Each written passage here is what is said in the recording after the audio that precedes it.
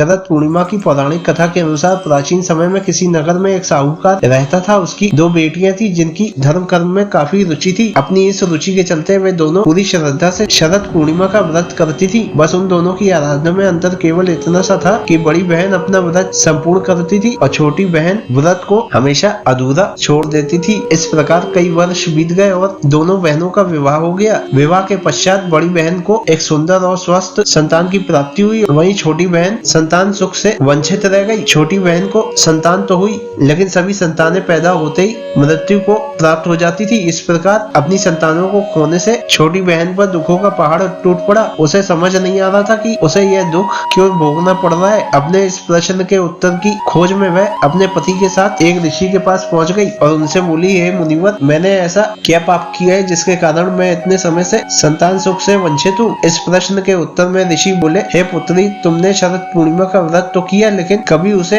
विधि विधान से पूर्ण नहीं किया और इसी कारण तुम्हें यह कष्ट भोगने पड़ रहा है। इसके बाद छोटी बहन को अपनी गलती का एहसास हुआ और वह बोली कि मुझसे जाने अनजाने में बहुत बड़ा पाप हो गया। मुनिवर, आप कृपया करके मुझे इस भूल को सुधारने का कोई उपाय बताएं। मैं सदा इसके लिए आपकी आभारी रहूंगी। ऋषि मुनि को उस पर दया आ गई और ऋषि ने छोटी बहन को विधि पूर्वक शरद पूर्णिमा का व्रत करने के लिए कहा। इसके साथ ही उन्होंने बताया कि इस व्रत के पूर्ण फल से ही उसे अपने कष्टों से मुक्ति मिल सकती है। छोटी बहन ने आखिरकार शरद पूर्णिमा का व्रत विधि विधान से पूर्ण किया और इसके परिणाम स्वरूप उसे पुत्र रत्न की भी प्राप्ति हुई। लेकिन छोटी बहन की ये संतान भी ज्यादा दिनों तक जीवित नहीं रह पाई। अपनी इस संतान को भी मृत देखकर छोटी बहन के पांव तले जमीन खिसक गई। लेकिन इस बार उसे लगा कि शायद उसकी बड़ी बहन के पूर्ण फल उसके पुत्र के प्राण वापस लौटा दें और ऐसा सोचकर उसने अपनी संतान को एक पटरे पर चादर से ढककर लेटा दिया और अपनी बड़ी बहन को घर पर बुला लिया। जब बड़ी बहन घर पर आई तो छोटी बहन ने बड़ी बहन से बोला कि दीदी, आप इस पटरे पर बैठे। और जैसे ही बड़ी बहन बैठने लगी उसके पल्लू ने उस शिशु को स्पर्श किया, वह रोने लगा।